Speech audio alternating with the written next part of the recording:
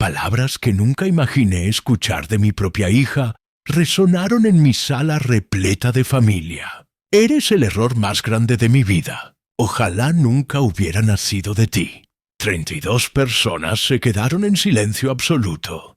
Pero yo ya sabía que ese momento llegaría. Antes de continuar, suscríbete y activa la campanita porque cada día publicamos nuevas historias. Deja tu like y cuéntanos en los comentarios desde qué ciudad y país nos ves. Me llamo Enrique Pascual Navarro.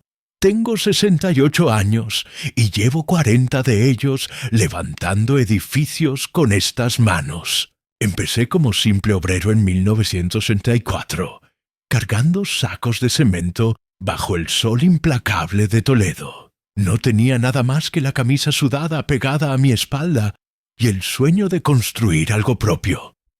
Ladrillo a ladrillo, madrugada tras madrugada, levanté lo que hoy es Construcciones Pascual S.L., una empresa que da empleo a 43 familias. Mi esposa Pilar Montero fue mi compañera en cada paso de ese camino.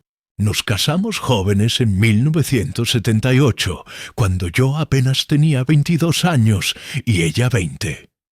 Compartimos los años más duros cuando comíamos lentejas 3 veces por semana para ahorrar cada peseta.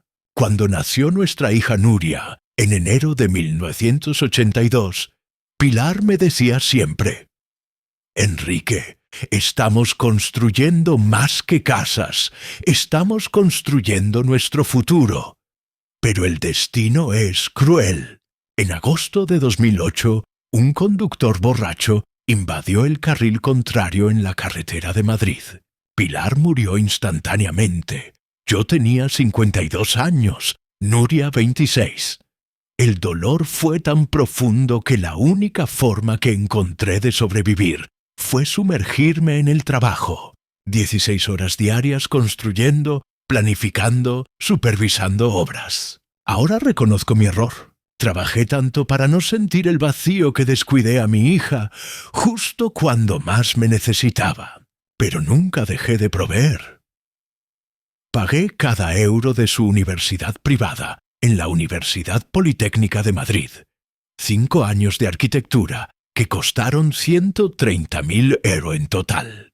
Le compré su primer coche en 2006, un Seat Visarojo recién salido del concesionario por 18.500 euros. Financió su boda con Óscar Ruiz Domínguez en junio de 2012.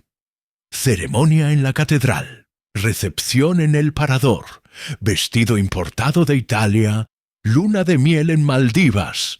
85.000 lo invertí en ese día que se suponía era el más feliz de su vida. En 2013 di la entrada de 40.000 euros para su piso de 2 dormitorios en uno de los mejores barrios de Toledo. Siempre pensé que estaba siendo buen padre, compensando mi ausencia emocional con seguridad material. ¡Qué equivocado estaba! El 19 de marzo de 2024, Día del Padre, preparé todo con especial cuidado. Limpié la casa desde el amanecer, puse manteles blancos en la mesa grande del comedor. Cociné paella valenciana como me enseñó mi madre. Sofrito perfecto, caldo casero, arroz en su punto exacto. 32 familiares confirmaron asistencia. Mi primo Ignacio Pascual Campos con su esposa, mis tíos Fermín y Rocío, sobrinos, primos segundos, cuñados.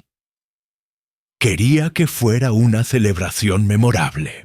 Nuria llegó a las 2 de la tarde con Óscar y mi nieta Alma Ruiz Pascual, de 19 años. Mi nieta me abrazó fuerte como siempre, pero noté algo extraño en la mirada de Nuria.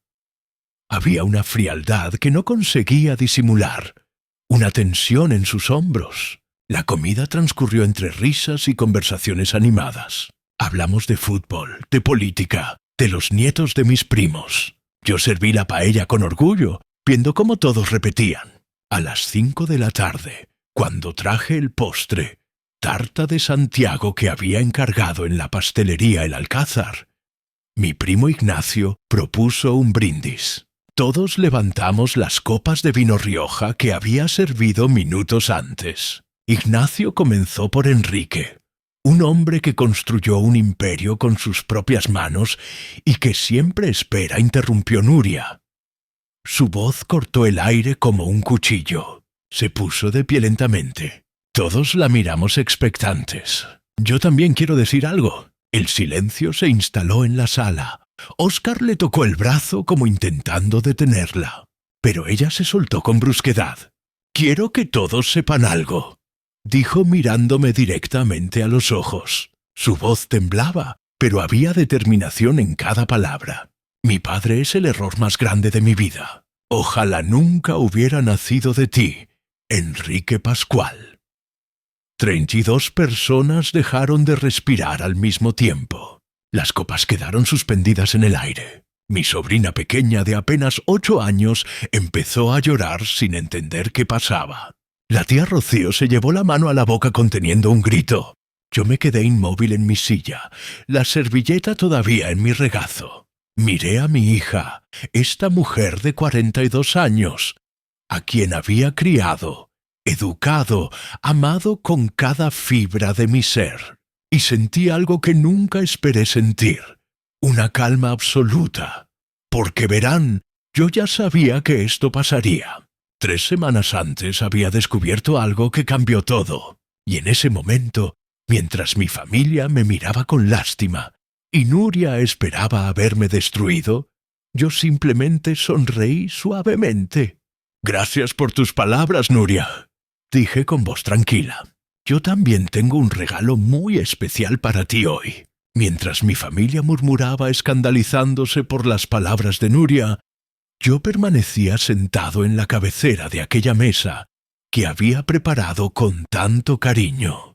Observaba cada rostro, la indignación de Ignacio, las lágrimas de Rocío, la confusión de los más jóvenes, pero sobre todo observaba a Nuria. Esperaba verme gritar, llorar, salir corriendo de mi propia casa. Su plan era humillarme públicamente, quebrarme emocionalmente delante de todos. Lo que no sabía es que yo llevaba 3 semanas esperando exactamente este momento. Déjenme llevarlos al 25 de febrero de 2024, un domingo común que se convirtió en el día que cambió mi vida para siempre. Nuria venía a almorzar conmigo el último domingo de cada mes desde hacía años. Era una tradición que yo valoraba profundamente, aunque nuestras conversaciones se habían vuelto cada vez más superficiales con el tiempo. Ese domingo preparé cordero asado con patatas, su plato favorito desde niña. Llegó puntual a la 1 de la tarde, sola. Óscar se había quedado en casa con dolor de cabeza, según me dijo. Comimos hablando de trivialidades, el clima, las reformas que querían hacer en su piso, los estudios de Alma en medicina. Todo transcurría con normalidad hasta que sonó su teléfono móvil. Vi el nombre en la pantalla antes que ella, Óscar. Nuria se levantó abruptamente, contestó con un «ahora te llamo» cortante y salió al jardín para hablar con más privacidad. Yo continué recogiendo los platos en la cocina. Fue entonces cuando lo vi. Su teléfono móvil sobre el mármol del mostrador, junto al frutero de cerámica que Pilar había comprado en Valencia. La pantalla se iluminó con un mensaje nuevo. No soy de esas personas que revisan teléfonos ajenos, pero las primeras palabras del mensaje aparecieron automáticamente. Hablé con Molina. Aceita 5000. Semana que viene resolvemos papeles del viejo. Mi corazón se aceleró. Agarré el teléfono con manos temblorosas. No tenía contraseña, algo que siempre le había parecido innecesario a Nuria. Abrí WhatsApp y busqué la conversación con Óscar. Lo que leí durante los siguientes 25 minutos me heló la sangre. Mensajes del 18 de febrero. Mamá dice que cuando ese viejo finalmente muera seremos ricos, pero yo no puedo esperar más. Necesitamos acelerar la internación antes de que done todo a caridades. Es como amenaza siempre. La respuesta de Óscar. Tranquila, mi amor. Tengo un plan. Conozco gente que puede ayudarnos. 22 de febrero. Molina acepta 5.000 por un informe médico falso. Declarará demencia senil avanzada. Conseguimos la incapacitación judicial en 2 o 3 meses máximo. Una vez declarado incapaz, tenemos poder sobre todo.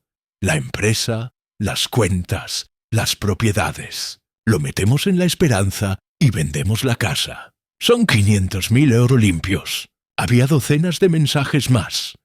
Me llamaban el estorbo, peso muerto, viejo senil. Discutían cómo repartirse mi dinero, qué harían con la empresa. Incluso bromeaban sobre acelerar lo inevitable si yo me resistía demasiado a la internación. Sentí náuseas. Las piernas me temblaban tanto que tuve que sentarme en una de las sillas de la cocina. Esta era mi hija, la niña que había cargado en brazos, a quien había curado rodillas raspadas, con quien había llorado la muerte de su madre. Esta era la mujer que acababa de planear robarme mi libertad, mi dignidad, mi vida entera. Escuché sus pasos regresando del jardín. Con dedos torpes salí de WhatsApp y dejé el teléfono exactamente donde lo había encontrado. Cuando entró a la cocina, yo estaba de espaldas secando un plato con un trapo. Era Óscar. «¿Ya se siente mejor?», dijo con naturalidad. «Papá, me tengo que ir». Quedé de ayudar a Alma con unas compras para la universidad.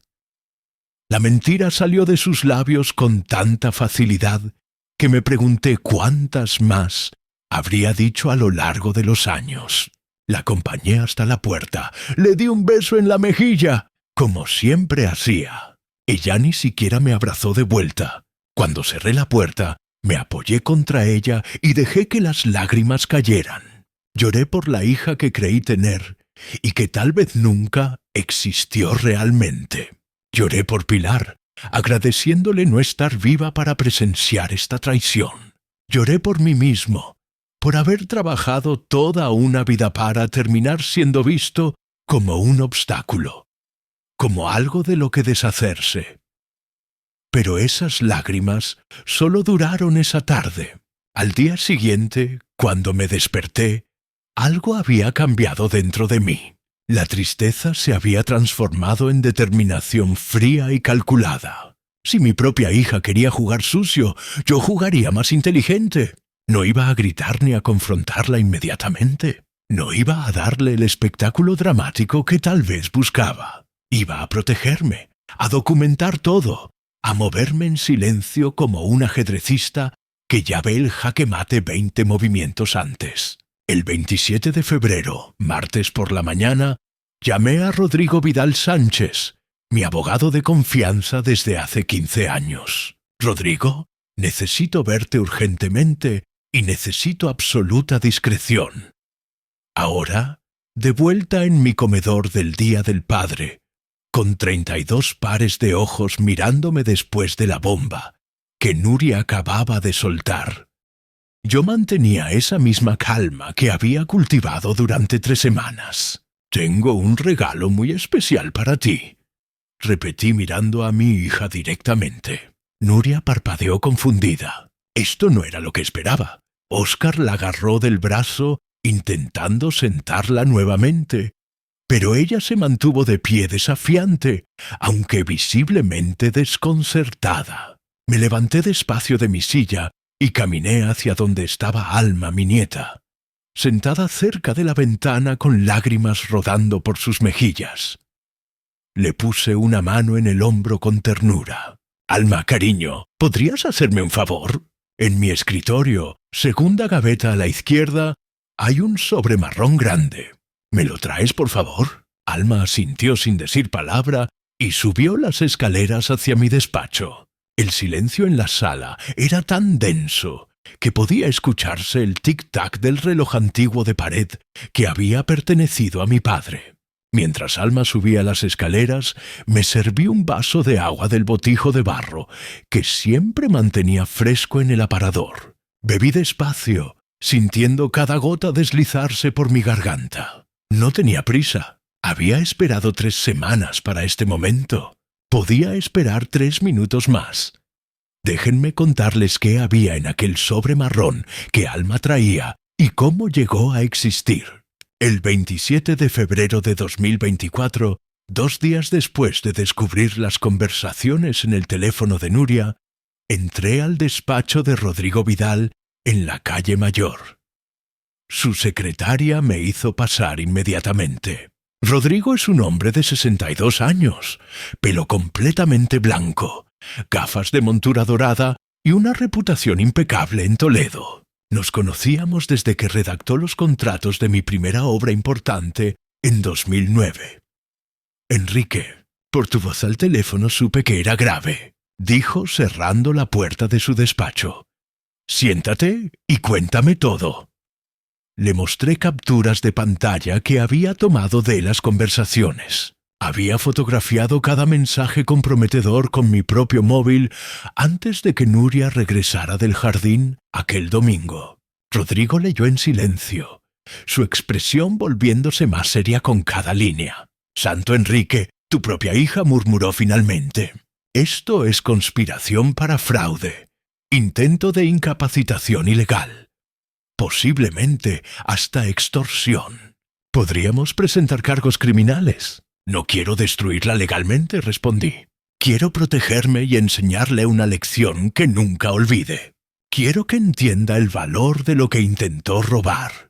Rodrigo se recostó en su silla de cuero. «Entonces, necesitamos actuar rápido, pero con inteligencia absoluta. Primero, tu testamento». Pasamos 4 horas repasando cada documento. Mi testamento original, redactado en 2015, dejaba todo a Nuria como única heredera. Firmamos uno completamente nuevo esa misma tarde. 60% de mi patrimonio para Alma, 25% para 3 instituciones benéficas, un asilo de ancianos en Cuenca, un orfanato en Madrid y la Fundación Española del Corazón. 15% para Ignacio, mi primo que siempre estuvo a mi lado, incluso en los años duros. Nuria quedaba completamente excluida. 0 oro, 0 propiedades, 0 participación en Construcciones Pascual S.L. Segundo tema crítico, continuó Rodrigo. Las cuentas bancarias, si tienen tu nombre como cotitular o beneficiaria, pueden causar problemas. El 1 de marzo, viernes por la mañana, fui al Banco Santander de la plaza de Sucodover.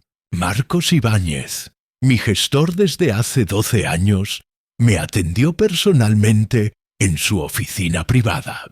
«Don Enrique, ¿en qué puedo ayudarle?» «Marcos, necesito remover a mi hija Nuria de todas las cuentas donde aparezca como cotitular o beneficiaria. Todas sin excepción». Marcos parpadeó sorprendido, pero mantuvo profesionalismo. «Por supuesto, déjeme revisar el sistema». Había 3 cuentas afectadas. La cuenta corriente principal con 240.000 euros, una cuenta de ahorro a plazo fijo con 50.000 y una cuenta de inversión con 30.000 en fondos. Total 320.000 euros que Nuria creía poder controlar una vez me declararan incapaz. Firmé los documentos de modificación. Marcos imprimió comprobantes oficiales. «Don Enrique, estos cambios son irreversibles una vez procesados. Está completamente seguro. Nunca he estado más seguro de nada en mi vida. Pero no me detuve ahí. Rodrigo me recomendó contratar un investigador privado para documentar todo legalmente. Javier Moreno, exinspector de policía convertido en detective, aceptó el caso. Le pagué 3.000 euros por adelantado.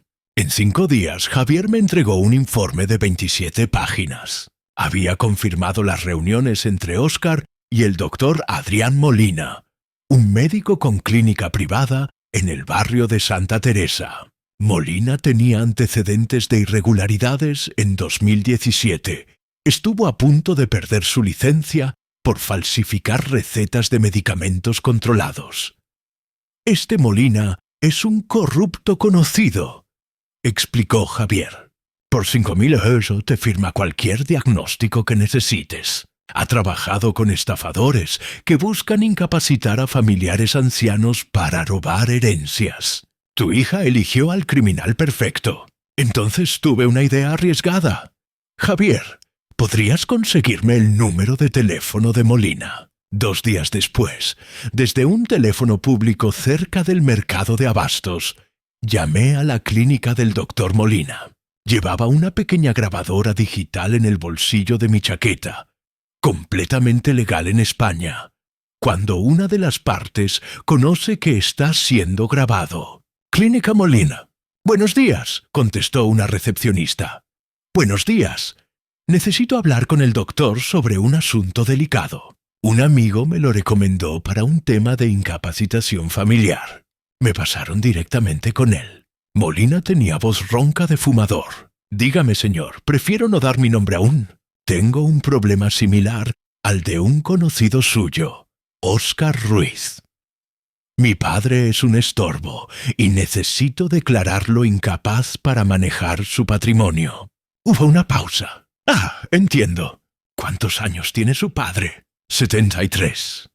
Está perfectamente sano, pero necesito el diagnóstico de demencia senil. Molina ni siquiera dudó. El procedimiento es sencillo. Yo hago 2 evaluaciones separadas documentadas con lenguaje técnico convincente. Cuesta 5 euros mitad por adelantado. Con mis informes, cualquier juez concede la incapacitación en 2 o 3 meses máximo. He hecho esto docenas de veces. Y si mi padre se niega a ser evaluado, eso no importa.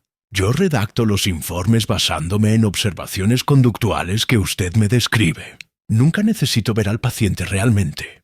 Es más seguro así. Lo grabé todo. Cada palabra incriminatoria, cada detalle del fraude que estaba dispuesto a cometer. Cuando colgué, mis manos temblaban, no de miedo, sino de rabia contenida. Este hombre había ayudado a destruir familias enteras por dinero. Rodrigo escuchó la grabación 3 veces en su despacho. Enrique, esto es oro legal. Tienes evidencia de conspiración criminal. Podemos hundir a tu hija, a su marido y a este médico corrupto. Guárdalo todo, dije firmemente, pero aún no lo usamos. Esperaremos al momento exacto. Ahora, de vuelta en mi comedor, escuché los pasos de Alma bajando la escalera con el sobre marrón. Todos los ojos seguían cada uno de sus movimientos. Mi nieta me lo entregó con manos temblorosas. Le di un beso en la frente. Gracias, mi amor. Vuelve a sentarte. Abrí el sobre lentamente, disfrutando cada segundo de la incomodidad de Nuria. Saqué los documentos, copias certificadas del Nuevo Testamento, comprobantes bancarios, el informe de Javier, todo perfectamente organizado en carpetas transparentes. Coloqué los documentos sobre la mesa justo al lado del plato de tarta de Santiago que nadie había probado. El silencio era tan absoluto que podía escucharse la respiración agitada de Nuria. Óscar había palidecido considerablemente, su mano todavía aferrada al brazo de mi hija. Nuria, comencé con voz tranquila pero firme. Dijiste que soy el error más grande de tu vida, que ojalá nunca hubieras nacido de mí. Hice una pausa mirándola directamente a los ojos. Déjame mostrarte lo que realmente significa tener un padre como yo. Tomé el primer documento de la carpeta transparente. Este es mi Nuevo Testamento, firmado ante notario el 27 de febrero de 2024. Hace exactamente 3 semanas. Vi como Nuria tragaba saliva. En él tú, Nuria Pascual Montero, quedas completamente excluida de mi herencia. 0 euros, 0 propiedades, 0 participación en construcciones Pascual S.L. El murmullo que recorrió la sala fue como un trueno distante. La tía Rocío se persignó. Ignacio cerró los ojos asintiendo con tristeza, pero comprensión. «¡Eso es absurdo!», gritó Óscar levantándose bruscamente. Su silla cayó hacia atrás con un estruendo. «¿No puedes desheredar a tu única hija? Esto no es legal». Rodrigo, mi abogado, que había estado sentado discretamente en el extremo opuesto de la mesa, Como un invitado más, se puso de pie con calma. Señor Ruiz, en España un padre puede desheredar a un hijo por causas graves, contempladas en el Código Civil. Maltrato psicológico, por ejemplo, o conspiración contra el testador. Su voz era fría como el acero. Todo está perfectamente legal. Yo mismo redacté los documentos. Nuria se dejó caer en su silla, el color drenándose de su rostro. Papá, yo estaba molesta, no hablaba en serio. Tú sabes que te quiero, que me quieres. Interrumpí. Mi voz seguía calmada, pero cada palabra cortaba como cristal. Déjame leerte algo entonces, hija mía. Saqué mi teléfono móvil del bolsillo. Durante las últimas 3 semanas había transferido todas las capturas de pantalla a mi propio dispositivo. Abrí la primera imagen y leí en voz alta. Mensaje del 18 de febrero. Nuria a Óscar. Cuando ese viejo finalmente muera, seremos ricos. Pero no puedo esperar más. Necesitamos acelerar la internación antes de que done todo a caridades como amenazas siempre. Nuria dejó escapar un sonido ahogado, algo entre gemido y grito. Óscar dio un paso hacia mí, pero Ignacio y mi tío Fermín se interpusieron físicamente bloqueando su camino. No he terminado. Continué con la misma voz serena. Mensaje del 22 de febrero. Óscar a Nuria Molina acepta 5.000 por un informe médico falso. Declarará demencia senil avanzada. Conseguimos la incapacitación judicial en 2 o 3 meses máximo. Una vez declarado incapaz, tenemos poder sobre todo: la empresa, las cuentas, las propiedades. Ahora sí hubo reacciones audibles. Mi sobrina mayor, Patricia, dejó escapar un grito de horror. Varios primos se levantaron indignados. La tía Rocío lloraba abiertamente. ¿Mientes? Esas conversaciones son falsas, chilló Nuria. Intentó arrebatarme el teléfono, pero Alma, mi dulce nieta, se interpuso entre nosotros. No son falsas, mamá, dijo Alma con voz temblorosa, pero clara. Yo también las vi. El domingo que fuiste a casa del abuelo, me pediste prestado tu teléfono cuando el tuyo se quedó sin batería.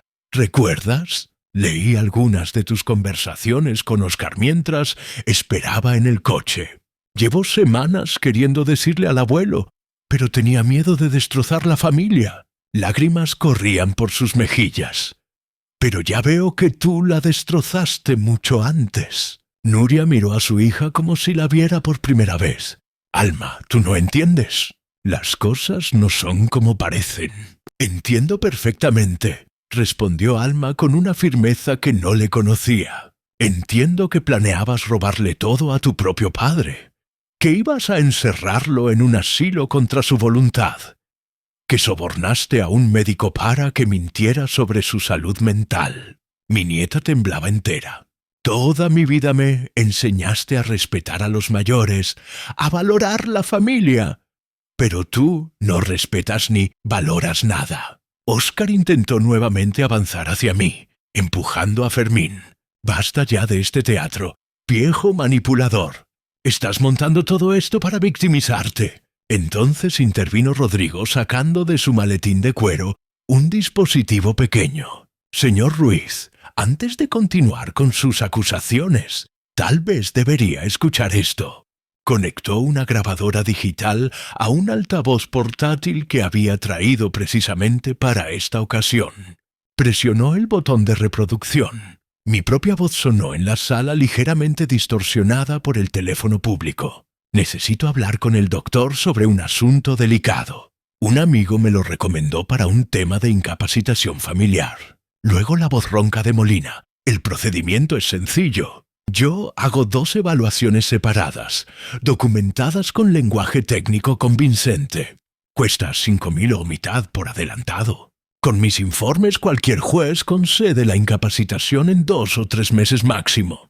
La grabación continuó durante casi 3 minutos. Cada palabra era una condena. Cuando Molina dijo, «Nunca necesito ver al paciente realmente. Es más seguro así». Mi prima Beatriz se levantó y salió de la sala llevándose a sus hijos pequeños. No quería que escucharan más. Cuando la grabación terminó, el silencio era sepulcral. Nuria lloraba con las manos cubriéndose el rostro. Óscar se había dejado caer en su silla derrotado. Esta grabación, explicó Rodrigo con voz profesional, constituye evidencia de conspiración para cometer fraude procesal. Es admisible en cualquier tribunal español. El doctor Adrián Molina será denunciado ante el Colegio de Médicos de Castilla-La Mancha. Perderá su licencia y ustedes dos podrían enfrentar cargos criminales por intento de fraude y extorsión. Nuria levantó la cabeza bruscamente. «¿Criminales? Papá, por favor, no puedes hacer esto. Soy tu hija. Piensa en Alma, en tu nieta. Vas a mandar a su madre a prisión». Miré a Alma, quien me devolvió la mirada con una expresión que mezclaba dolor y determinación. Asintió levemente, dándome permiso silencioso para hacer lo que debía. Me levanté de mi silla y caminé hacia el aparador donde había dejado mi ordenador portátil. Esa misma mañana lo había colocado ahí deliberadamente, conectado ya al cable HDMI, que iba directo a la televisión de 55 pulgadas, montada en la pared del comedor. Algunos invitados me habían preguntado por qué tenía el equipo encendido durante un almuerzo familiar. Les dije que esperaba una videollamada importante de un cliente extranjero. Mentira, por supuesto. Todo estaba preparado para este momento exacto, ya que estamos compartiendo verdades en familia, dije mientras movía el ratón para activar la pantalla. Creo que todos merecen ver la clase de conversaciones que mi hija y mi yerno mantienen sobre mí. La televisión se iluminó mostrando el escritorio de mi ordenador. Abrí una carpeta titulada Evidencias, marzo 2024. Dentro había 37 capturas de pantalla perfectamente organizadas por fecha. Ignacios, llamé a mi primo. ¿Podrías leerlas en voz alta para que todos escuchen claramente? Mis ojos ya no son lo que eran. Ignacio se acercó ajustándose las gafas. Su rostro mostraba una mezcla de tristeza y rabia contenida. Comenzó con la primera captura fechada el 14 de febrero. Nuria a Óscar. Estuve investigando residencias. La esperanza en las afueras cuesta 100 al mes. Tiene habitaciones compartidas, perfectas para que el viejo se sienta miserable. Una vez ahí dentro, firmamos poderes y la casa se vende en 3 meses. Varios familiares dejaron escapar exclamaciones de horror. Mi sobrina Patricia, que trabajaba como trabajadora social en un asilo público, negaba con la cabeza incrédula. Ignacio continuó, su voz volviéndose más dura con cada mensaje. 16 de febrero. Óscar responde. Tu padre es un estorbo que no sabe cuándo rendirse. A su edad debería estar muerto ya. Pero el cabrón está más sano que nosotros. Tenemos que forzar la situación. Nuria intentó levantarse, pero las piernas no le respondían. Paren, por favor, no sigan leyendo esas cosas. ¿Por qué? Y pregunté con voz acerada. ¿Te avergüenzas de tus propias palabras? Pues yo las he leído cientos de veces en estas 3 semanas. Me las he aprendido de memoria mientras intentaba entender cómo la hija que crié podía desear mi muerte. Ignacio pasó a la siguiente captura. 17 de febrero, Nuria Óscar. Mi madre tuvo la decencia de morirse y dejarnos en paz. Él solo sigue vivo para fastidiarnos. Con 500.000 de la casa más, los 320.000 de las cuentas bancarias podríamos comprarnos ese chalet en la Puebla que tanto queremos. Escuchar esas palabras sobre Pilar fue la puñalada más profunda. Mi esposa, su propia madre, reducida tuvo la decencia de morirse. La tía Rocío se levantó indignada, señalando a Nuria con el dedo tembloroso. Desagradecida, tu madre se mató trabajando para darte todo. ¿Cómo te atreves a hablar así de ella? Pero yo levanté la mano pidiendo silencio. Continúa, Ignacio. Que todos sepan exactamente con quién han estado compartiendo comida hoy. Las siguientes capturas eran progresivamente peores.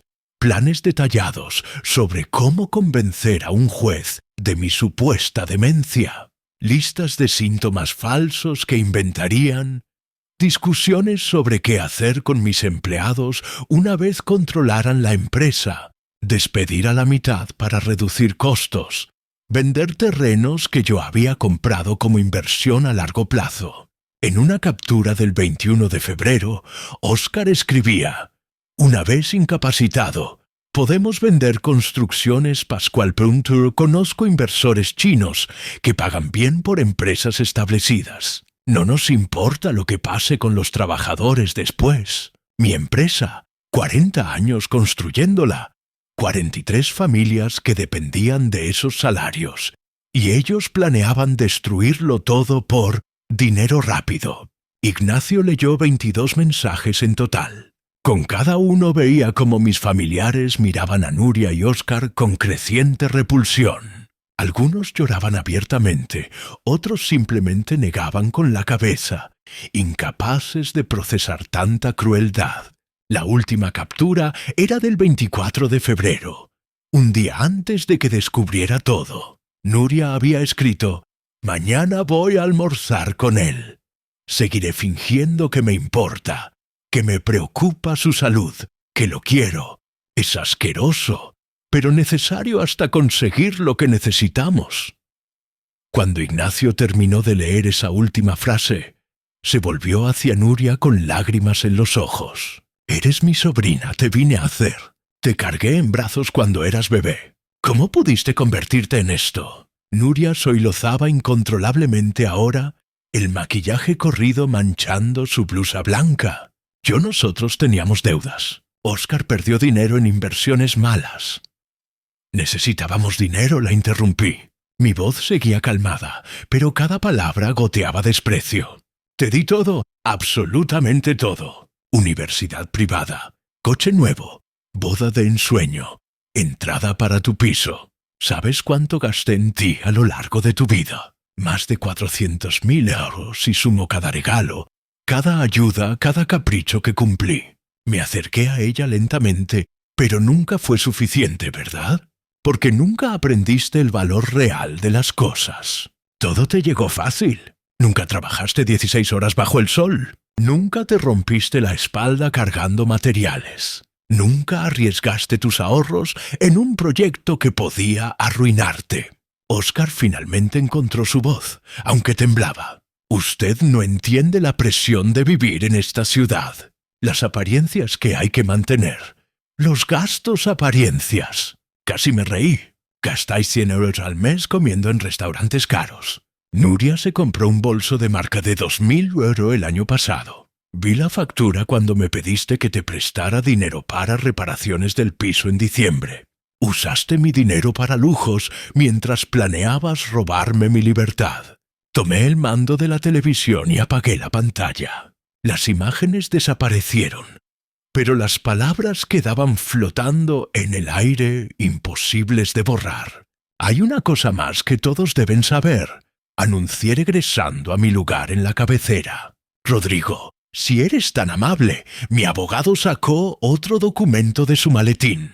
El señor Pascual también ha modificado todas sus cuentas bancarias. La señorita Nuria Pascual ha sido removida como cotitular y beneficiaria de las 3 cuentas principales, que suman un total de 320.000.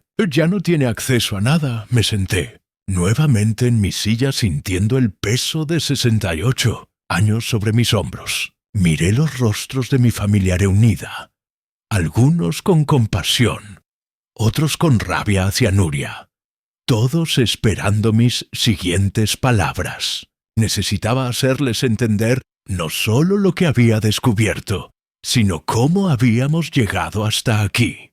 «Quiero contarles una historia», comencé con voz más suave. «La historia de un hombre que cometió errores terribles como padre, pero que nunca dejó de amar». Cerré los ojos por un momento, transportándome a aquellos días lejanos. Nuria nació el 12 de enero de 1982. Pesó 200 gramos. Pilar tuvo un parto complicado. Casi la perdemos a ambas.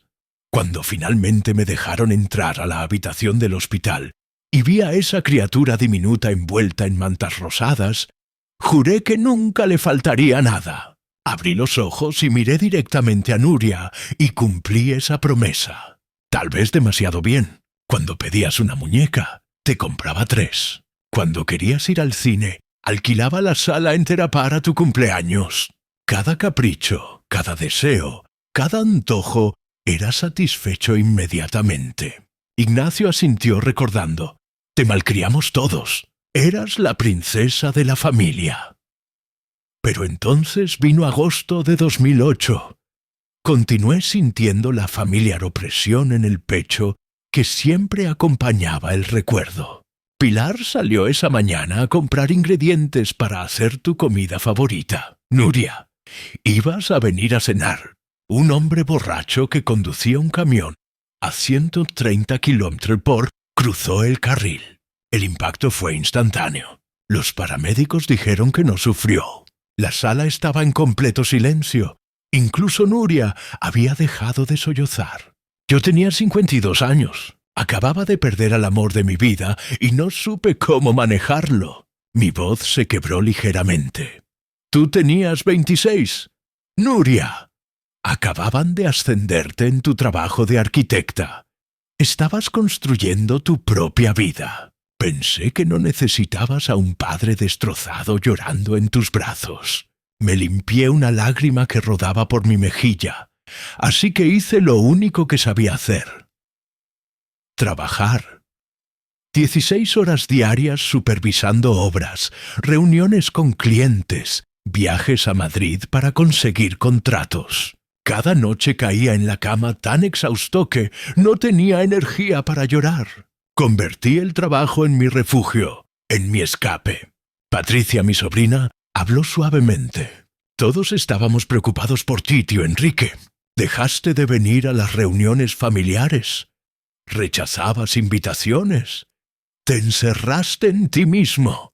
Lo sé.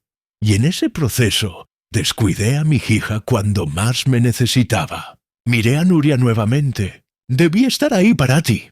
Debimos llorar juntos, recordar a tu madre juntos, sanar juntos. Pero te fallé. Ese es mi error imperdonable. Nuria levantó la vista sorprendida por mi admisión. Papá, pero levanté un dedo. Reconocer mis errores no justifica los tuyos. Porque mientras yo me sumergía en el trabajo, nunca dejé de cumplir mis responsabilidades contigo. Cuando conociste a Óscar en 2010 y me dijiste que querías casarte, no pregunté si tenían ahorros o estabilidad. Simplemente saqué mi chequera. Saqué del sobre marrón una lista que había preparado meticulosamente. Junio de 2012, tu boda. Catedral de Toledo alquilada por 2.000. Recepción en el Parador para 150 invitados, 500 € por cabeza. Vestido de novia de diseñador italiano, 8.000 €. Anillos de oro blanco con diamantes, 6.500. Fotógrafo profesional y videógrafo, 4.000. Luna de miel en Maldivas, 2 semanas en hotel, 5 estrellas, 16.000 €. Total invertido, 85.000 €. Óscar había palidecido completamente. Todos en la sala le miraban con desprecio renovado. 2013, continué leyendo. Me dijiste que habían encontrado el piso perfecto, pero no calificaban para la hipoteca completa. Les di 40.000 € de entrada, 30.000 que había ahorrado durante años, que representaban meses de levantarme a las 5 de la mañana. Doblé el papel y lo dejé sobre la mesa. 2015. Nuria pierde su empleo. Le doy 1.000 € mensuales durante 8 meses, hasta que encuentra otro trabajo. 2017. El coche de Óscar se romea. Les compro uno usado por 2.000 € 2019. Necesitan reformar la cocina. Les transfiero 8.500. 2022. Alma necesita dinero para matrícula universitaria porque ustedes lo gastaron en unas vacaciones en Grecia. Pagó 22.000 de la matrícula. Me levanté lentamente apoyándome en el respaldo de la silla, sumando absolutamente todo. Universidad, coche, boda, piso, ayudas constantes, regalos de cumpleaños y navidades. He invertido en ti más de 400.000 euros a lo largo de tu vida, Nuria. El número flotó en el aire como una acusación. Varios familiares silbaron incrédulos ante la cantidad. 400.000, lo repetí, y aún así me llamabas estorbo. Deseabas mi muerte. Planeabas robarme no solo mi dinero, sino mi dignidad, mi libertad, mi derecho a envejecer en mi propia casa con mis propias decisiones. Caminé lentamente alrededor de la mesa. Tal vez fui mal padre emocionalmente después de que Pilar murió. Tal vez debí ir a terapia. Debí procesar mejor mi duelo, pero nunca jamás te abandoné económicamente. Nunca te dejé sin techo, sin comida, sin oportunidades. Te di privilegios que la mayoría de la gente en este país solo puede soñar. Me detuve frente a ella y lo único que pedía a cambio era respeto básico. No adoración, no gratitud eterna. Solo el respeto mínimo que cualquier ser humano merece. Los días siguientes al Día del Padre fueron los más extraños de mi vida. Nuria y Óscar se marcharon de mi casa aquella tarde entre miradas de desprecio de toda la familia. Nadie los despidió en la puerta. Nadie les ofreció llevarse sobras de comida. Simplemente se fueron derrotados y expuestos ante todos. Esa misma noche comenzaron las llamadas. Mi teléfono móvil sonó a las 9:40 de la noche. Número de Nuria. No contesté. Volvió a sonar a las 10:05, a las 10:30, a las 11. Conté 17 llamadas perdidas antes de apagar el teléfono y dejarlo en un cajón. El 20 de marzo, primer día después del desastre, me desperté temprano como siempre. Preparé café, tostadas con aceite de oliva y tomate. Ignacio había dormido en la habitación de invitados, preocupado por dejarme solo. Desayunamos en silencio, cómodo, sin necesidad de palabras. A las 7:30 de la mañana, el teléfono fijo comenzó a sonar. Lo dejé timbrar. Sonó 16 veces solo esa mañana. Ignacio finalmente descolgó a la quinta llamada del mediodía. «Nuria, tu padre no quiere hablar contigo ahora mismo. Dale espacio», dijo con firmeza antes de colgar. Esa tarde llegaron las primeras mensajes de WhatsApp. Los leí, pero no respondí. «Papá, por favor, necesitamos hablar. Cometí un error terrible, lo sé. Dame la oportunidad de explicarme». Estaba bajo mucha presión. Óscar me convenció. 8 mensajes en total. Borré la conversación entera sin contestar ninguno. El 21 de marzo fue peor. Nuria apareció en mi puerta a las 2 de la tarde. Yo estaba en el jardín podando rosales que Pilar había plantado años atrás. Escuché el timbre insistente, luego golpes desesperados en la puerta de madera. «Papá, sé que estás ahí, por favor, abre. Necesito hablar contigo». Ignacio salió antes de que pudiera detenerlo. Abrió la puerta apenas una rendija. «Nuria, vese. Cuando tu padre esté listo para hablar, él te contactará. No antes. Tú no tienes derecho a mantenerme alejada de mi propio padre», gritó ella. Pude escuchar el pánico en su voz. «Tengo el derecho que él me dio», respondió Ignacio fríamente. «Vete ahora o llamo a la policía por acoso». La puerta se cerró. Escuché sollozos del otro lado, luego pasos alejándose. Seguí podando rosales con manos temblorosas. El 22 de marzo, Nuria y Óscar vinieron juntos a las 2:30 de la tarde. Esta vez no tocaron el timbre. Simplemente gritaron desde la acera. Los vecinos comenzaron a asomarse por las ventanas. Doña Carmen, que vive 3 casas más abajo, salió a su balcón con los brazos cruzados, claramente molesta por el escándalo. «Enrique Pascual, sal aquí ahora mismo.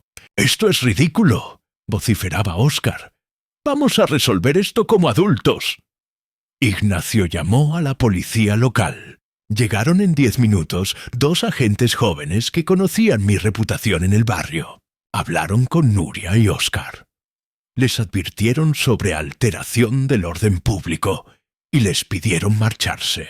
Los vi alejarse en su coche. Óscar conduciendo de forma errática, casi golpeando el buzón del vecino. Esa noche, Rodrigo envió una carta certificada al domicilio de Nuria, estableciendo comunicación exclusivamente a través de su despacho. Nada de llamadas, nada de visita sorpresa, nada de acos. Cualquier asunto legal o familiar debía canalizarse por escrito mediante el abogado. Pero el evento más significativo ocurrió el 24 de marzo, un domingo por la mañana. Yo había salido al Mercadona de la Avenida de Portugal a comprar provisiones para la semana. Llevaba mi lista habitual: verduras frescas, pescado, pan integral, leche. En el pasillo de cereales, mientras comparaba precios, sentí una presencia amenazante detrás de mí. «Vaya, vaya, el gran Enrique Pascual haciendo sus compritas», dijo Óscar con voz cargada de veneno. Olía alcohol, aunque apenas eran las 11 de la mañana. Me giré lentamente manteniendo la calma.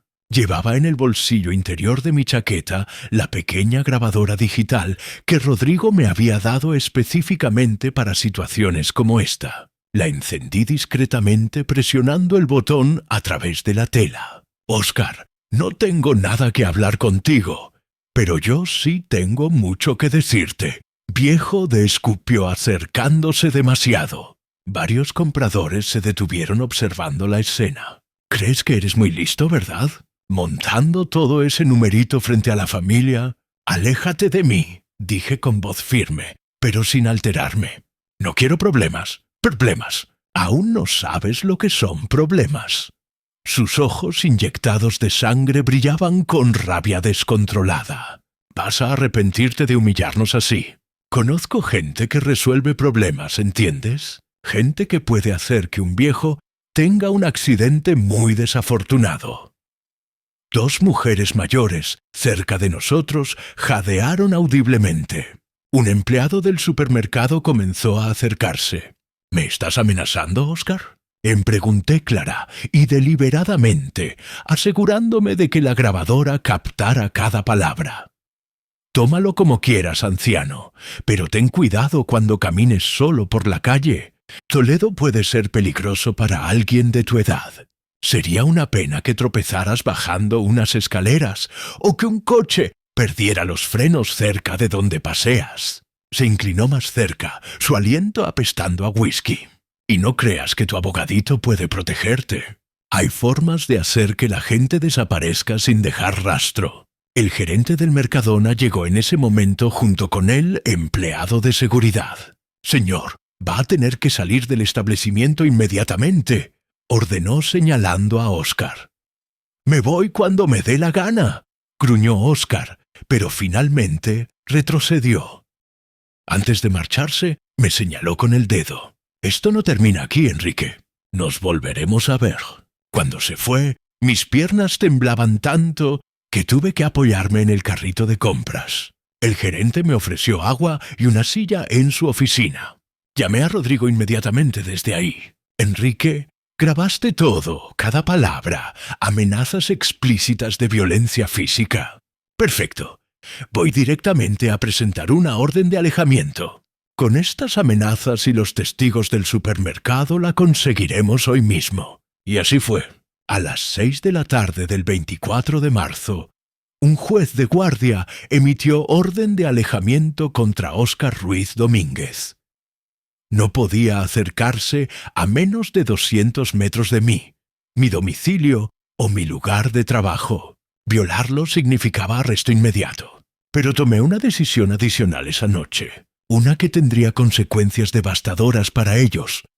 Llamé a Julián Ortega, propietario de Ortega Distribuciones, empresa de distribución de materiales de construcción, donde Óscar trabajaba como gerente comercial desde hacía 5 años. Julián y yo nos conocíamos desde 2005. Habíamos colaborado en múltiples proyectos. Era más que un socio comercial, era amigo. «Julián, necesito hablar contigo sobre algo delicado», le dije esa noche del 24 de marzo, mi voz cansada después del incidente en el Mercadona. «Es sobre Óscar Ruiz, tu gerente comercial. Hubo una pausa al otro lado de la línea. Te escucho, Enrique. Suenas preocupado. Le conté todo.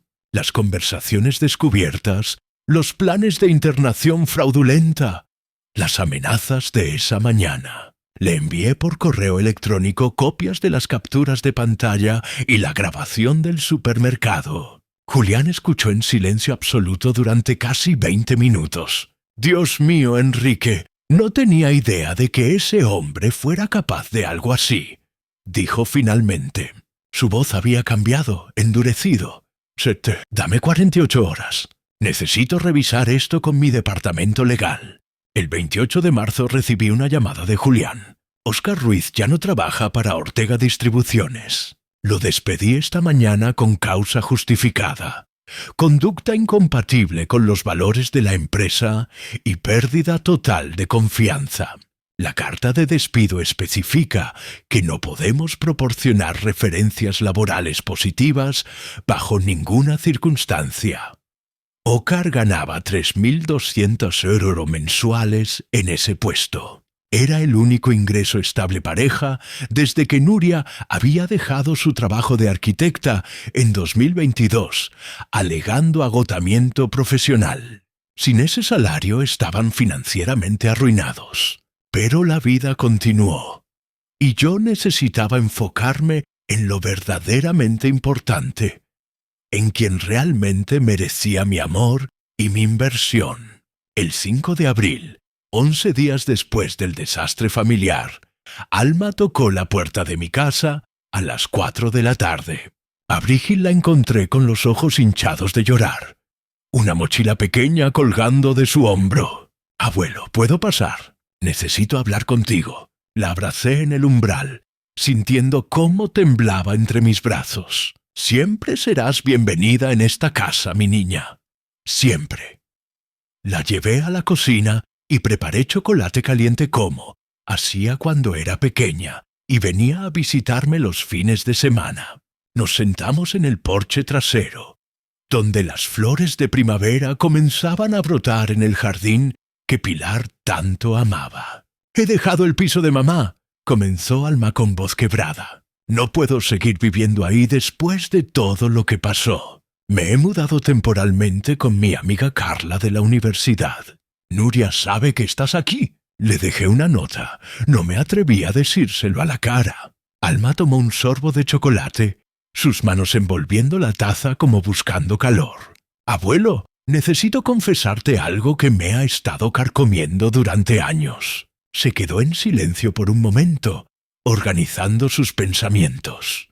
Desde que tenía 15 años, mamá me usaba. Me pedía constantemente que te manipulara, que inventara emergencias falsas para sacarte dinero. Sentí una punzada en el pecho, pero dejé que continuara. En 2020 me ordenó que te dijera que necesitaba un ordenador portátil nuevo para la escuela, el más caro del mercado. Querías comprarme uno de gama media perfectamente funcional, pero ella insistió en que yo llorara y dijera que todos mis compañeros tenían mejores equipos, que me sentía inferior. Gastaste 2.300 euros. Mamá vendió ese portátil 2 semanas después y se quedó con el dinero para pagar unas vacaciones en la costa. Mi corazón se encogió. ¿Cuántas veces pasó algo así? «Docenas», susurró Alma. «En 2022 fue peor». Me exigió que te pidiera 20.000 euros, alegando un tratamiento dental urgente en el extranjero. Dijo que tenía una infección grave, que solo podían tratar en Alemania, que era cuestión de vida o muerte.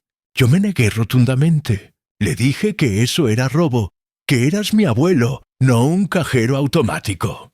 Lágrimas rodaban libremente por sus mejillas. Ahora mamá no me habló durante 3 meses enteros. Me trataba como si fuera invisible en mi propia casa. Óscar me llamaba traidora. Decía que era una hija desnaturalizada por no ayudar a mi propia madre. Fue el peor verano de mi vida. La abracé fuerte, sintiendo su dolor como si fuera mío propio. «Alma, tú no hiciste nada malo, todo lo contrario. Demostraste tener más carácter e integridad que tu madre alguna vez tendrá. Me siento tan culpable. Sollozó contra mi hombro.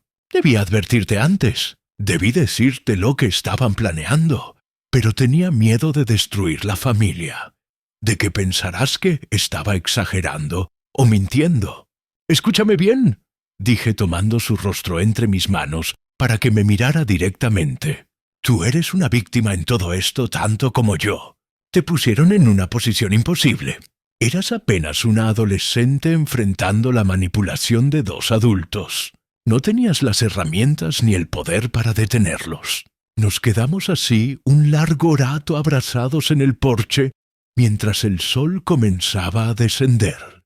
Finalmente, cuando se calmó un poco, la llevé de vuelta a la cocina. Alma, hay algo que quiero mostrarte. Fui a mi estudio y regresé con una carpeta azul que había preparado la semana anterior con Rodrigo. Estos son documentos que firmé hace unos días. Quiero que los leas con calma. Sus ojos se abrieron grandes mientras revisaba los papeles. Abuelo, esto es, ¿estás seguro? Completamente seguro. Escucha mis razones. Me senté frente a ella tomando sus manos. Tu matrícula universitaria de medicina en la Complutense está completamente pagada.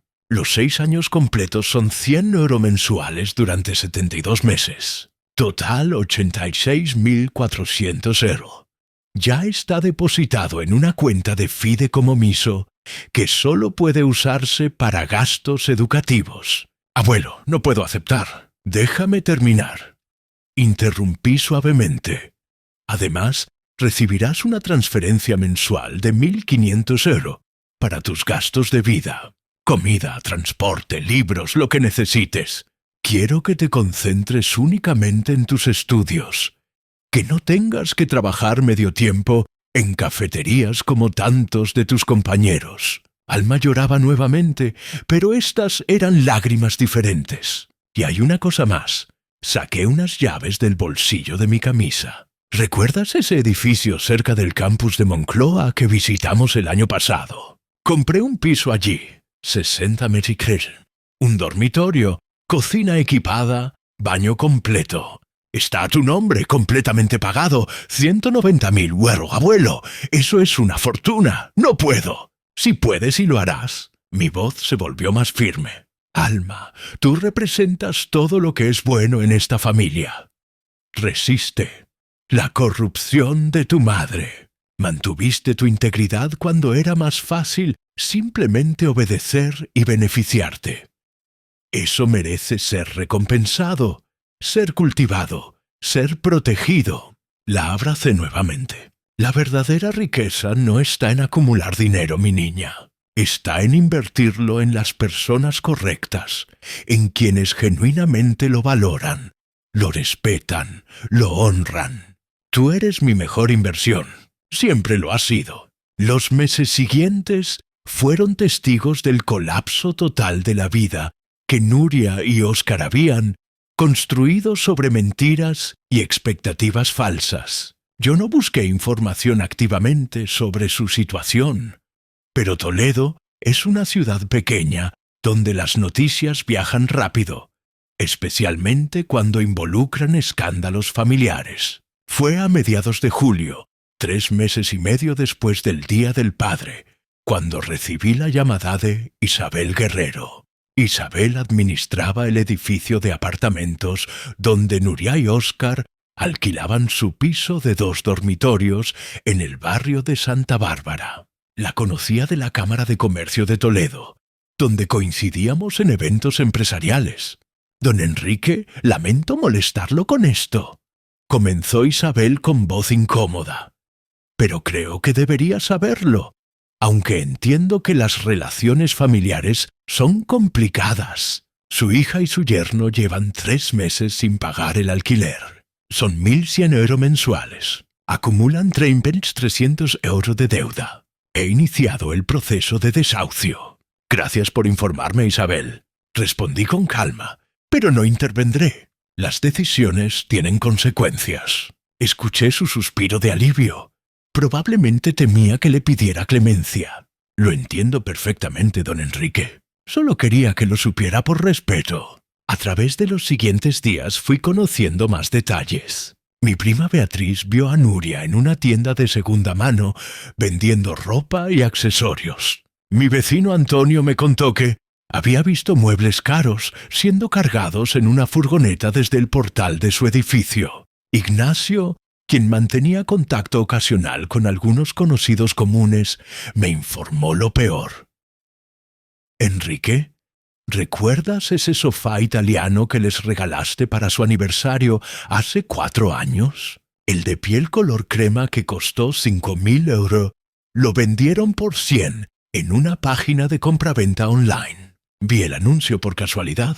Cada noticia era una puñalada más. No de dolor por ellos, sino por ver cómo desperdiciaban todo lo que yo había trabajado para darles. Pero la información más dolorosa llegó en agosto. Marcos, mi gestor bancario, me llamó un martes por la tarde. Don Enrique, pensé que debería saberlo. Una mujer llamada Nuria Pascual intentó empeñar unas joyas en la casa de préstamos de la calle Comercio. El tazador, que es amigo mío, reconoció las piezas, especialmente el collar de esmeraldas. Mi corazón se detuvo. Ese collar lo había comprado para el triezo cumpleaños de Nuria en enero de 2012. Habíamos ido juntos a la joyería Suárez en Madrid. Pilar había muerto 4 años antes y yo quería que Nuria tuviera algo especial de su madre, algo que conectara generaciones. Encargué una pieza única, oro blanco con 18 esmeraldas colombianas engarzadas. El joyero lo valoró en 12.000 euros. Le dieron 3.800 euros.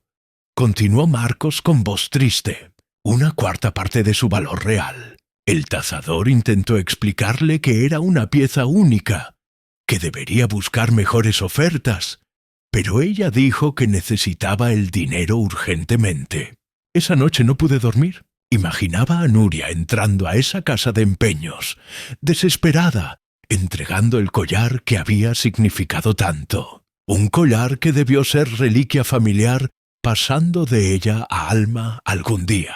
Ahora estaba en manos de desconocidos. Probablemente sería fundido y las piedras revendidas individualmente. Agosto trajo más noticias. Oscar había intentado conseguir trabajo en al menos 5 empresas del sector.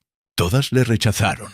La historia de su despido de Ortega Distribuciones se había propagado como fuego entre los círculos empresariales de Toledo. Las comidas de negocios, las reuniones en el Club Rotario, los encuentros casuales en campos de golf. Todos espacios donde su nombre ahora estaba manchado. Nadie quiere contratar a alguien que amenazó físicamente a un empresario respetado de 70 años, me explicó Julián cuando almorzamos juntos en septiembre. Oscar ha quemado todos sus puentes. Además, las referencias que hemos dado cuando nos llaman son técnicamente verdaderas, pero devastadoras. Cumplía sus funciones mínimas. No podemos recomendar para posiciones de responsabilidad. Preferiríamos no elaborar sobre las circunstancias de su salida. Mientras tanto, ningún familiar que estuvo presente aquel día del padre mantenía contacto con Nuria. Mi prima Patricia bloqueó su número. Después de que Nuria la llamara, llorando pidiendo prestados 2.000 euros, la tía Rocío simplemente colgaba cuando escuchaba su voz. Ignacio fue explícito. Le traicionaste a mi primo. Planeaste destruirle. No hay vuelta atrás de eso. A finales de agosto llegó la noticia que yo sabía era inevitable. Nuria había conseguido empleo como recepcionista en la clínica veterinaria Animalia, en las afueras de Toledo. El salario 1.300 euros brutos mensuales, el mínimo legal. Después de impuestos y seguridad social, llevaría a casa aproximadamente 1.100 euros. Mi hija, arquitecta graduada de universidad privada, que había ganado 2.200 euros mensuales en su mejor momento profesional, ahora atendía teléfonos y programaba citas para perros y gatos por poco más que el salario mínimo. Oscar tuvo menos suerte inicialmente. Estuvo desempleado hasta septiembre cuando finalmente consiguió trabajo temporal en una ferretería de barrio. Vendedor de mostrador. 1.000 € mensuales sin contrato fijo, sin beneficios. Sumados ganaban aproximadamente 2.100 € al mes entre ambos. Su alquiler anterior era de 100 € más servicios, comida, transporte, gasolina. Era matemáticamente imposible sobrevivir. El desahucio se ejecutó en octubre. Tuvieron 10 días para abandonar el piso. Ignacio me mostró fotos que alguien había publicado en redes sociales sin querer. Eran públicas de un grupo de vecinos del barrio.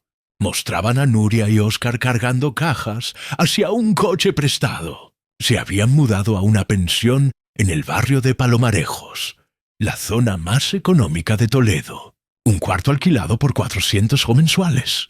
Compartían cocina y baño con otros 6 inquilinos. De un piso de 2 dormitorios en zona premium a un cuarto en pensión compartida, murmuró Ignacio, negando con la cabeza. ¿Cuánto puede caer una persona? Pero había más. A través de Alma, quien mantenía contacto mínimo con su madre vía mensajes esporádicos, supe que Nuria y Óscar tenían deudas masivas. Habían vivido por encima de sus posibilidades durante años, financiándose con tarjetas de crédito. Mamá me confesó que deben 23.000 € en total, me dijo Alma durante una de sus visitas semanales en octubre. 3 tarjetas diferentes, todas al límite máximo. Los intereses se acumulan mensalmente. Han negociado pagos mínimos de 450 € al mes, pero así nunca terminarán de pagar. Hice los cálculos mentalmente. Ingresos de 2.100, menos 400 de alquiler, menos 450 de deudas, menos al menos 600 en comida y necesidades básicas. Les quedaban aproximadamente 650 € para todo lo demás. Transporte, ropa, teléfonos, imprevistos. Vivían al borde del abismo financiero constantemente. Y lo más irónico era saber que todo ese sufrimiento podía haberse evitado. Si simplemente hubieran sido honestos, si hubieran venido a mí diciendo: «Papá, tenemos problemas financieros, cometimos errores, ¿puedes ayudarnos?», yo habría ayudado no con cheques en blanco, sino con préstamos estructurados, asesoramiento financiero, quizás un trabajo en mi empresa para Óscar. El 15 de octubre de 2024, 7 meses después de aquel fatídico Día del Padre, el cartero tocó mi timbre a las 11 de la mañana, traía un sobre grande certificado. Requería mi firma. El remitente escrito a mano, en la esquina superior izquierda, Nuria Pascual Montero. Me senté en mi poltrona de cuero del estudio, la misma donde Pilar solía leerme poemas de Lorca en las noches de invierno. Giré el sobre entre mis manos durante varios minutos antes de abrirlo. Parte de mí no quería saber qué contenía. Otra parte necesitaba leerlo. Dentro había 8 páginas manuscritas en papel de cuaderno. La letra de Nuria, temblorosa e irregular.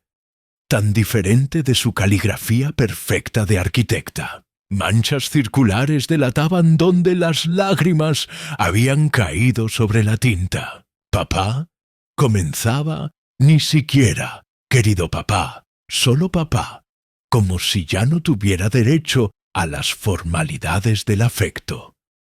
No sé si leerás esta carta. No sé si tengo derecho a pedirte que lo hagas, pero necesito escribirla aunque la rompas sin terminarla, aunque la tires a la basura sin mirarla 2 veces.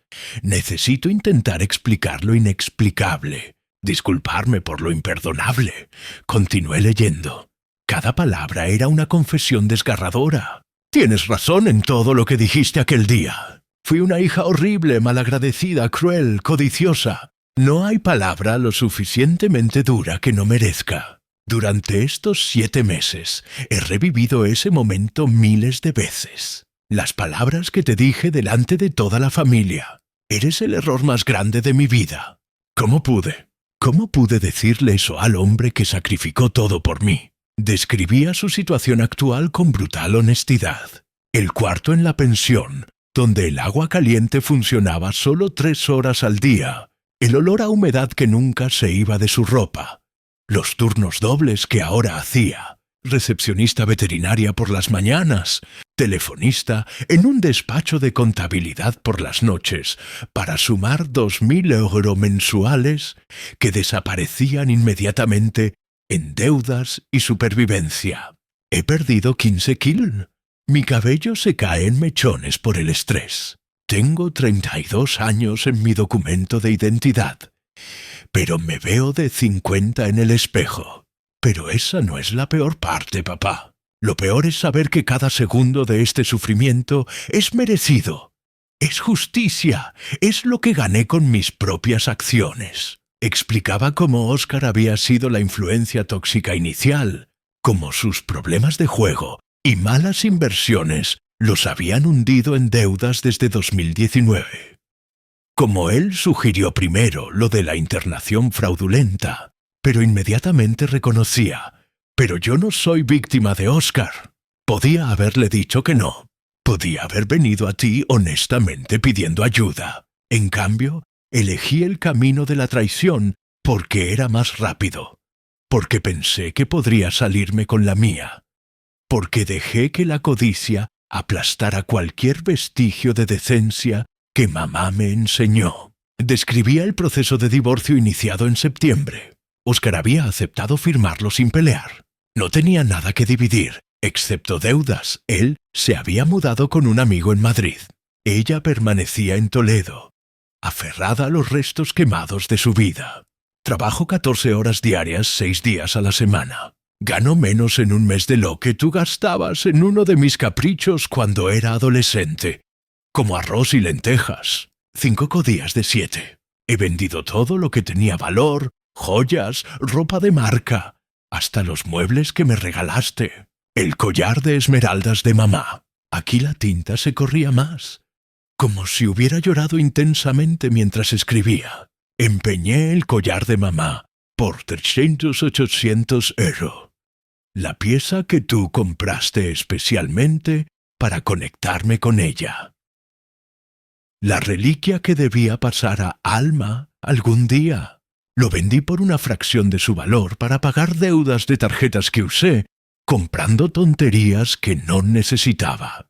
Si mamá pudiera verme ahora, moriría de vergüenza nuevamente. Explicaba cómo ningún familiar le hablaba, cómo la tía Rocío colgaba el teléfono, cómo Ignacio la había llamado desgracia familiar cuando se cruzaron accidentalmente en el supermercado, cómo incluso Alma, su propia hija, mantenía distancia protectora.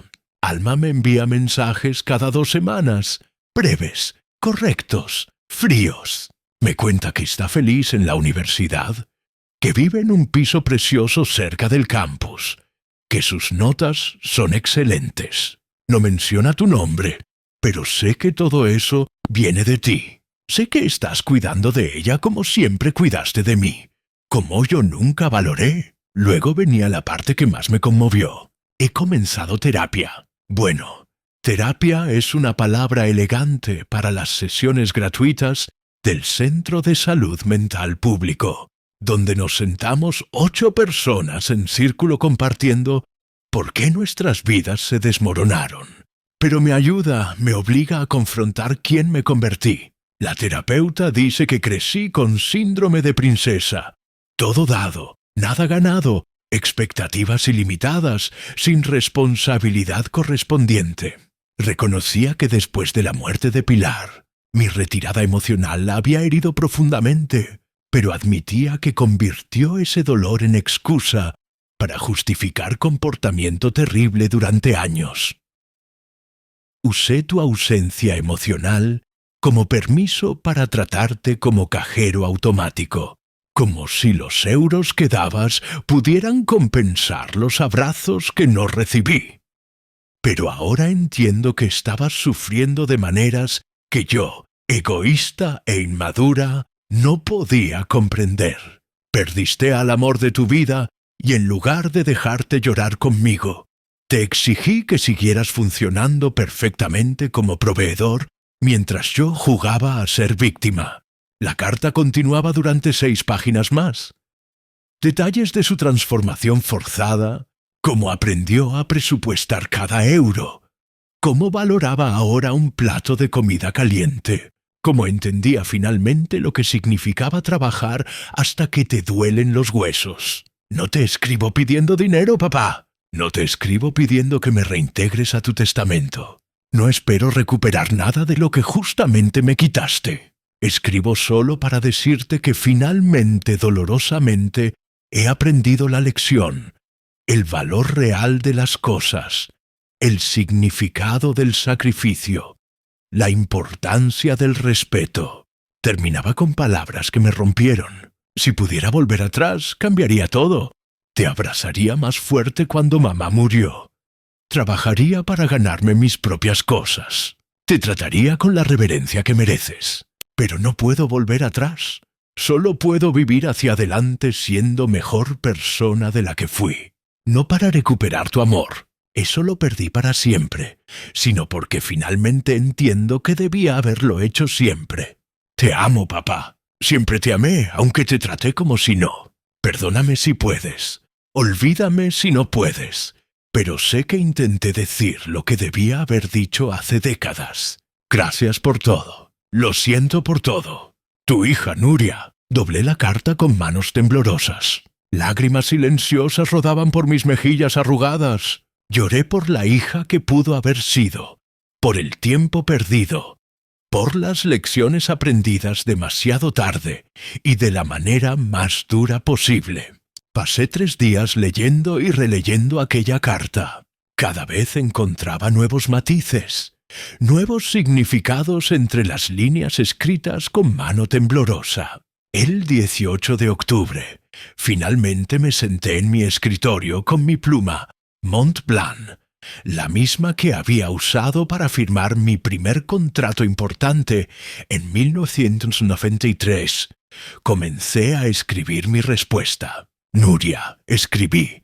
No, querida hija, no mi niña, simplemente su nombre. Porque nuestra relación ya no cabía en las categorías simples del afecto. Leí tu carta, la leí muchas veces y quiero que sepas que te creo. Creo que tu arrepentimiento es genuino, que tu transformación está ocurriendo. Pero necesito que entiendas algo fundamental. Creer en tu cambio no significa que las cosas vuelvan a ser como antes.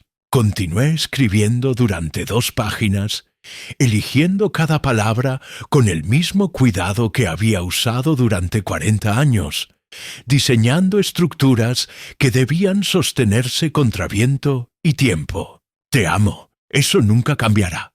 El amor de un padre hacia su hija es como el sol. Siempre está ahí, incluso cuando nubes lo ocultan, incluso cuando la distancia lo hace parecer pequeño. Pero el amor no es lo mismo que la confianza. El amor no significa olvidar. El amor no borra consecuencias. Expliqué con una metáfora que sabía ella entendería por su formación en arquitectura. La confianza es como vidrio. Se fabrica con arena común transformada por fuego intenso hasta volverse transparente y hermosa. Pero una vez roto, no importa cuánto pegamento uses, cuánto tiempo inviertas rearmándolo, siempre quedarán grietas, siempre será más frágil. La luz nunca pasará a través de él de la misma manera. Tú rompiste el vidrio de nuestra relación. Puedo vivir con vidrio agrietado, pero nunca volverá a ser la ventana cristalina que era. Le expliqué mi decisión. No voy a revertir los cambios en mi testamento. Alma es mi heredera principal porque demostró carácter cuando fue difícil hacerlo. Las instituciones benéficas recibirán su parte, porque hay ancianos que sufren abandono, niños que necesitan oportunidades. Ignacio mantendrá su porcentaje, porque la lealtad merece recompensa. Esta decisión no es castigo perpetuo hacia ti, Es reconocimiento de quien demostró merecer que... Pero añadí algo que había decidido después de mucha reflexión. Sin embargo, no te dejaré completamente desamparada. Cuando yo muera, y a mis 68 años con corazón cansado, ese día no está tan lejano. Recibirás 50.000 euros. No es nada comparado con lo que pudiste haber tenido, pero es suficiente para pagar tus deudas. Y comenzar realmente de cero no es herencia. Es una última oportunidad que te doy para demostrar si aprendiste a valorar el dinero ganado con sacrificio. Continué explicándole algo crucial.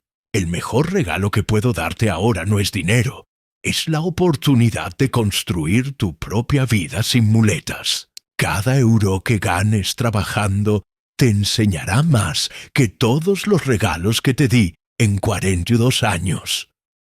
Cada cuenta que pagues con tu propio esfuerzo te hará más fuerte que cualquier cheque mío. Estoy dejándote encontrar tu camino, porque esa es la única forma en que realmente crecerás. Terminé la carta con palabras que me costaron lágrimas escribir. Tal vez en algunos años, cuando hayas demostrado, no a mí, sino a ti misma, que cambiaste realmente, podamos tomar un café, hablar como dos adultos que compartieron historia y dolor. No seremos padre e hija como antes. Esa relación murió el 19 de marzo de 2024.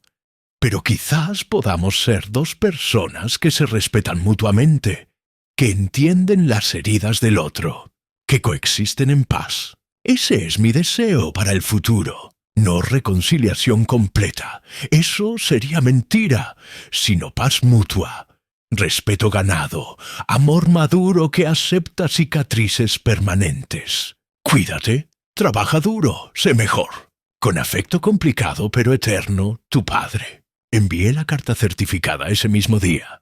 No esperé respuesta ni la recibí. Simplemente seguí viviendo. Los meses pasaron. El invierno llegó a Toledo trayendo lluvia y frío. Yo continué con mi rutina. Empresa por las mañanas, almuerzos con Ignacio los jueves, visitas de Alma cada domingo. La vida encontró un nuevo equilibrio. Uno que no incluía a Nuria, pero que gradualmente dolía menos. Y entonces llegó el 19 de marzo de 2025, exactamente un año después de aquel Día del Padre que cambió todo. Cumplía 69 años. Reservé mesa en El Caserio, mi restaurante favorito en el centro histórico de Toledo. Invité solo a 7 personas, Alma radiante y feliz, en su segundo año de medicina con promedio de sobresaliente, Ignacio y su esposa Clara Rodrigo, quien se había convertido en amigo cercano, además de abogado, Marcos del Banco y Teresa y Antonio Márquez, matrimonio amigo desde hace 30 años. La mesa redonda en el rincón privado del restaurante estaba perfectamente decorada. Velas suaves, mantel blanco, pino Rioja de reserva especial.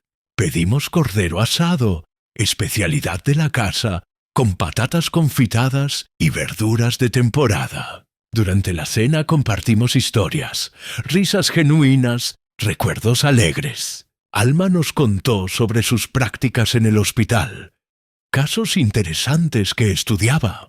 Ignacio relató anécdotas divertidas de nuestros años construyendo juntos. Teresa recordó cuando Pilar y yo bailamos tango en su boda hace 25 años, pisándonos mutuamente los pies, pero riendo como adolescentes. Cuando llegó el postre, tarta de manzana casera con helado de vainilla, levanté mi copa pidiendo atención. Amigos, familia verdadera, comencé. Mi voz serena, pero cargada de emoción.